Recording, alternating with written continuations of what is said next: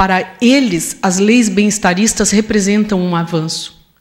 Quando eu digo para eles, que têm uma formatação moral bem tradicional, bem conservadora, para eles é suficiente eles imaginarem que as leis que estão sendo feitas vão poupar os animais de algum sofrimento do qual hoje eles não são poupados.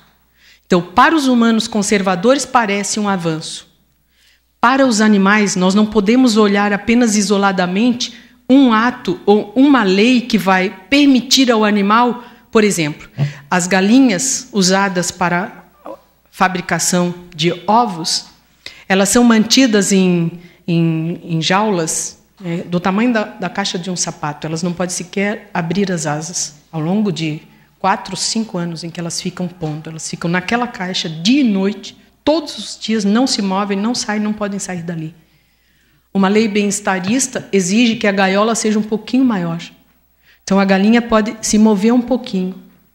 Então, fisicamente, ela ganha um espaço maior. Psiquicamente, ela continua no mesmo tormento de antes, porque, ao ganhar o espaço maior, a mente, o espírito desse animal vai interpretar como agora eu posso ser o que eu sou. E não vai poder. Então, é como se você ainda estivesse enganando o bicho com a lei bem-estarista. Você está dando a ele fisicamente uma sensação de que agora eu tenho mais liberdade e não está dando a ele a liberdade real que seria necessário para ele poder se realizar na sua mente, na sua forma mental. Então, pessoalmente, eu acho que as leis bem-estaristas são ainda uma forma de adiar o enfrentamento com a moral tradicional. São uma forma de adiar. A razão pela qual os humanos estão adiando o confronto moral final, que seria o confronto com a tese de que não podemos manter os animais no sistema aprisionado e achar que estamos sendo bonzinhos quando aumentamos o tamanho do espaço ou incompridamos o tamanho da coleira, ou alargamos um pouco as algemas. Então, é um adiamento que os humanos estão fazendo de um confronto que eles têm que, uma vez, fazer com os próprios conceitos mentais do que seja o bem ou o mal para o animal. Esse confronto está sendo adiado pelas leis bem-estaristas. Essa é a minha posição. Se já existe a nível governamental algum projeto em andamento sobre a abolição? Nós poderíamos, talvez, ver que há alguns projetos que eu chamo, então, de especistas, não especistas, mas eletivos. Por exemplo, abolir o uso de animais em circo é uma lei abolicionista. Tá? Pontualmente abolicionista. Não vai mais ser permitido, autorizado, usar animais em circos. A gente agora está lutando para ver se essa lei passa no Congresso Nacional. Então, o Brasil seria talvez o primeiro país a abolir absolutamente o uso de animais em circos. Então, é uma lei abolicionista para quê? Para aquela classe de animais usadas nos espetáculos circenses. Mas não é abolicionista no sentido pleno, porque todos os outros animais continuam confinados, sendo tratados do mesmo modo que os animais de circo vinham sendo tratados até a lei abolicionista. Então, o projeto abolicionista, assim como o projeto de vida vegano, é um projeto de desdobrar as pregas. Né? Eu estou usando essa metáfora, essa figura. Então, claro, a prega circo vai estar alisado. Conseguimos passar a ferro, né? Pensando num tecido todo vincado. Está liso, não vai mais ter animais sendo explorados e abusados e ridicularizados em coisas que não têm nada a ver com o corpo deles, nem com a mente. Ótimo. É uma lei abolicionista. Assim poderiam ter outras leis, né? Proibir rodeios, proibir a farra do boi em Santa Catarina, a Constituição proíbe, não, ninguém obedece, porque lei é só para inglês ver, né? Não é para respeitar no Brasil. E o governo também é omisso e não está nem aí para fazer cumprir a Constituição. Aliás, o governador declarou, imagina uma tradição, o governador do estado declarou algo que é anticonstitucional, eu faria o impeachment dele, né? Porque ele rasgou a Constituição, e eu acho que um governador não pode fazer isso. Ele defende a farra do boi. Nas entrevistas, né? Não assim, ele não vai na televisão falar, mas ele acha um absurdo condenar a farra do boi. Então, são leis abolicionistas eletivas. Você elege uma categoria de animal, aí põe todo o esforço para abolir a prática relacionada àquele animal. Mas os outros animais, a mentalidade continua igual. Então, é uma lei abolicionista pontual, eletiva. Assim eu designaria. Ser vegano. Como ser vegano? Como ser vegano. A tese vegana, a convicção vegana, ela tem a ver com a ideia de pôr na prática a ética que diz que não devemos ser violentos e maltratar os animais.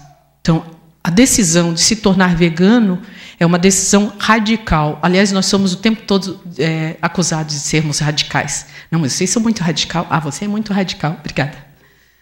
Então, ser vegano é isso. É decidir que a minha biografia vai desassinar o contrato vigente. Esse contrato que me dá autorização para comer animais, extrair coisas deles vivos, fazer outros elementos, produtos ou derivados que depois vão compor a alimentação, ou o vestuário, ou a cosmética, ou os acessórios. Então, ser vegano é isso, é decidir que este princípio de não violência contra os animais vai ser o princípio que vai reger todas as minhas decisões de consumo. Agora, ser vegano não significa poder fazer isso absolutamente em todos os setores do consumo, porque vivemos num mundo que usa os animais em todos os produtos que fabrica. Todos têm animal escondido. Por isso que eu falo das pregas. Tem que alisar essas pregas. Tem bicho escondido em todos os alimentos. Tem bicho e sofrimento de animal escondido nas roupas que estamos vestindo. As tintas desse tecido foram testadas em olhos de coelhos vivos por 20, 23 dias. Os olhos viram uma pedra dura no final do teste.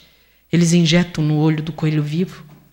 Foram testados na pele dos animais, que é raspada até quase sangrar. Depois, o elemento químico da tinta, ou do componente, ou do refrigerante, ou corante que vão botar no pudim, na gelatina, tudo que puderem imaginar, no cosmético, no creme de beleza, no hidratante, na sombra, no batom, no rímel, no esmalte, tudo foi testado em animais vivos, está tudo escondido, é uma dobra. E quando a gente usa esses produtos, a gente não percebe o que está escondido ali debaixo. Então, ser vegano é se dispor a ir hoje para a internet, comprar os livros e ler. O nome, aqueles nomes químicos, aquelas abreviaturas E124 que estão na comida, que estão nos cosméticos, que estão nos produtos de higiene e limpeza. Os nomes químicos são aqueles palavrões todos da química que a gente não sabe o que é nem de onde aquilo vem. Comprar enciclopédias, comprar dicionários, começar a estudar. Eu tenho feito isso, tenho 3 dicionários agora, de nome de produto químico que está na composição dos alimentos, das tintas, dos tecidos e de tudo que usamos no dia a dia. Então, ser vegano é ter essa disposição moral, porque é uma disposição para o resto da biografia. Não é uma coisa da moda, vou ficar vegano, é tão bonito, está na moda. Não. É difícil, dá um trabalho, mas é um projeto ético de vida. E saber que ser vegano, até o dia da nossa morte, na cultura na qual nos encontramos, vai representar não ter conseguido desfazer todas as dobras sob as quais estão escondidos a dor e o sofrimento dos animais. Tem que ter também essa consciência, que eu chamo de humildade, e não achar principalmente que quem é vegano é melhor do que os outros.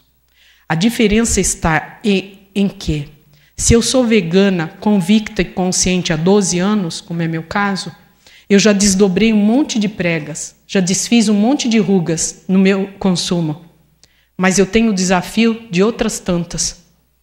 Então, eu já estou aqui na 12ª ruga, e talvez alguma pessoa que esteja me ouvindo vai se tornar vegana, vai começar a desfazer a primeira dessas rugas. Então, ter essa tranquilidade de saber que se estamos todos em movimento, cada um vai estar desfazendo uma ruga. Pode ser que uma pessoa comece a ser vegana, tenha o projeto, começando por abolir, por exemplo, os cosméticos. É mais fácil eu não usar mais, comprar cosmético testado em animal que tem elementos de origem animal na composição. Geralmente as pessoas começam pelo prato. Os veganos que eu conheço começaram todos por abolir do prato a carne, o peixe, o frango, todos os restos de animais matados.